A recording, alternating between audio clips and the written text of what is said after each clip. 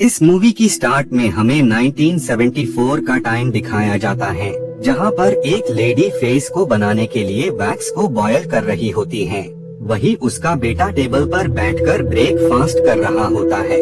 उसी दौरान उस बच्चे के डैड अपने दूसरे बेटे को ब्रेकफास्ट कराने के लिए आते हैं, लेकिन वो बच्चा काफी जिद्दी होता है और वो उनकी किसी भी बात को मानने के लिए रेडी ही नहीं था, जिस वजह से वो लोग उसे चेयर पर टेप की हेल्प से बांध देते हैं।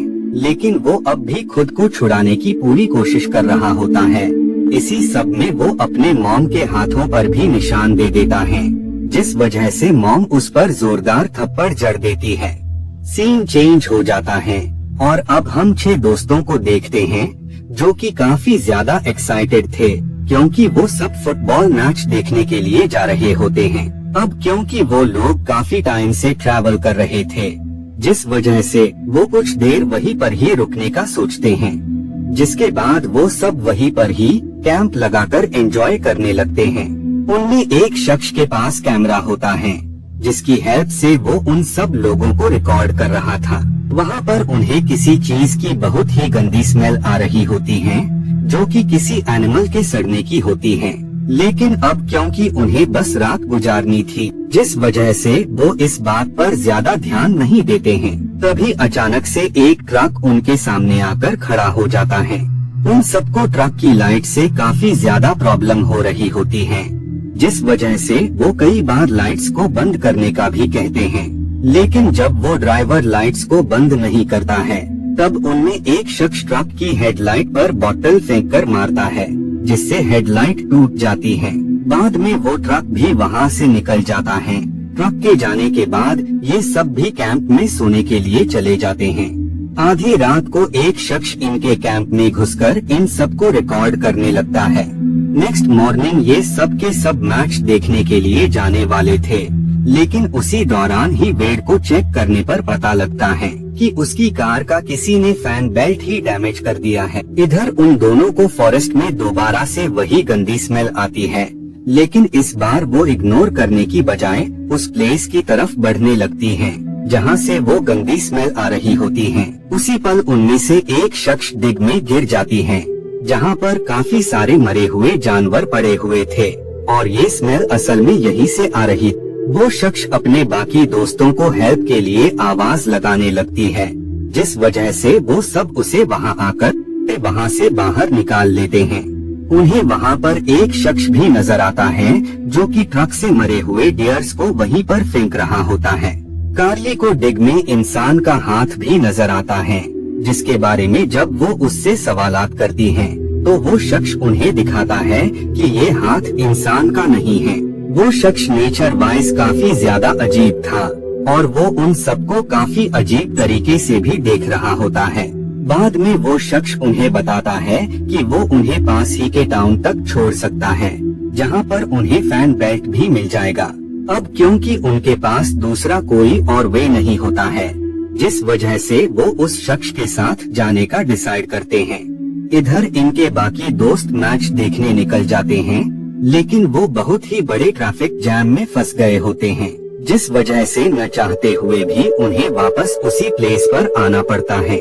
इधर वेड और वो शख्स उसके पास नाइफ देखकर काफी ज्यादा घबरा जाते हैं, जिस वजह से वो वहीं पर उतरकर खुद ही टाउन में जाने का डिसाइड करते हैं। उस टाउन में आने पर इन्हें काफी अजीब फील होता है, क्योंकि टाउन में हर तरफ खामोशी थी और दूर दूर तक उन्हें कोई भी शख्स नजर नहीं आ रहा था। बाद में वो एक चर्च में जाते हैं। वहाँ पर उन्हें एक शख्स भी नजर आता है, जिसका नाम वो होता है। वो उन्हें बताता है कि यही पास में ही एक गैस स्टेशन है, जहाँ से उन्हें फैन बेल्ट मिल सकता है। इतना कहकर वो शख्स वापस से चर्च में चला जाता है।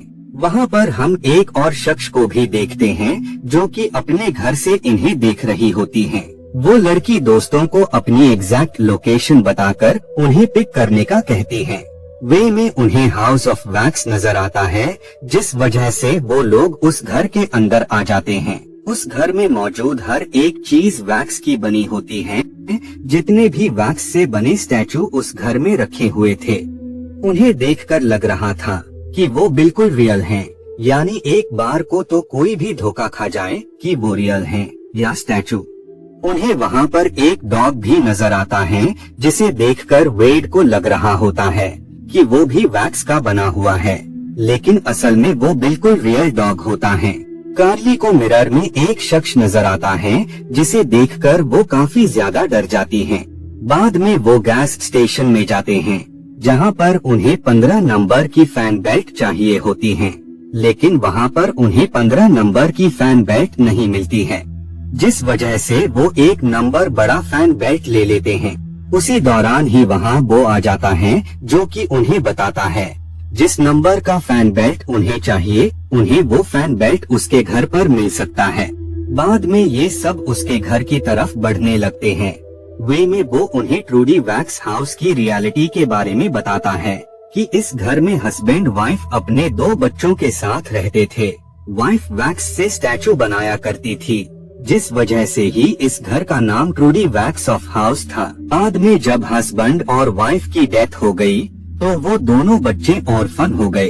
बाद में वेड बो के साथ घर के अंदर जाता है और कार्ली बाहर ही वेट करती है। सडनली कार्ली की नजर ट्रक पर जाती है और वो ये देखकर काफी ज्यादा शॉक हो जाती है क्योंकि उस ट्रक की हेडलाइट टूटी हुई थी। यानी वो शख्स जो कि ट्रक के साथ वहाँ पर आया था वो कोई और नहीं बल्कि वो ही था। कार्ली ट्रक के हॉर्न को प्रेस करने की कोशिश करती है ताकि वो दोनों जल्द से जल्द यहाँ से निकल सके।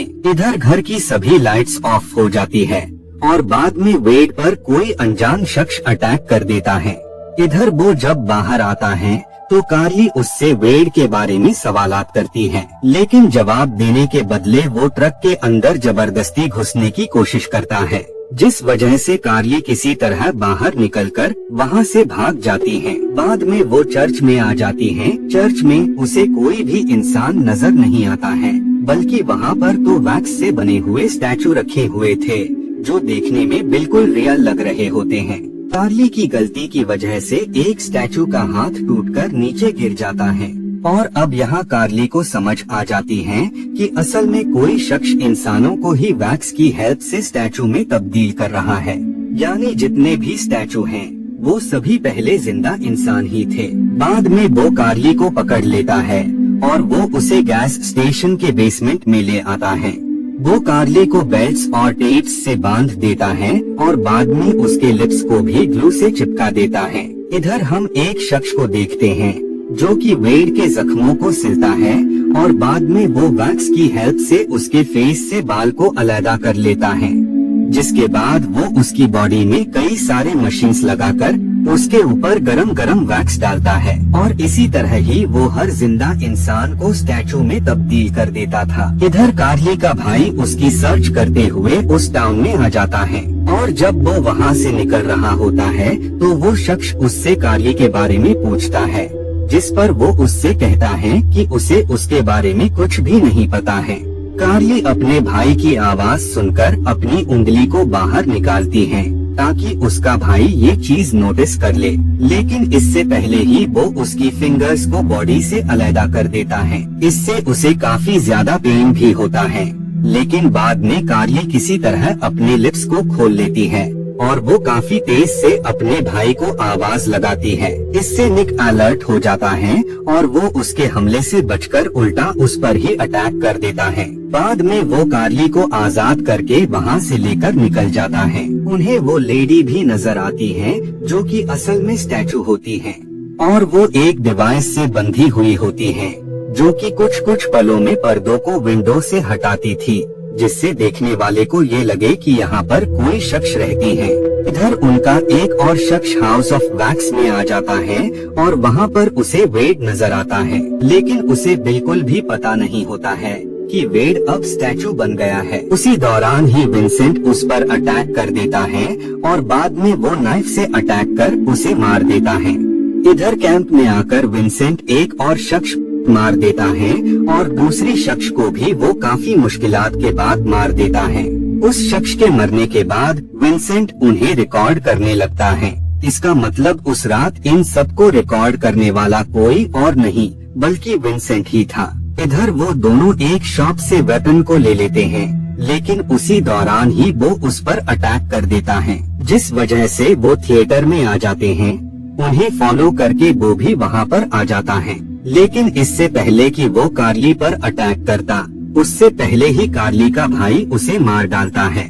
बाद में वो दोनों हाउस ऑफ वैक्स में आ जाते हैं, जिसके बाद वो भी वहाँ पर आ जाता है क्योंकि वो अभी भी अलाइव होता है। कार्ली को वहाँ पर 2 बच्चों की पिक्चर्स मिलती है जो कि आपस में जुड़े हुए थे, और वो बच्चे कोई और नहीं बल्कि वो और विंसेंट ही थे।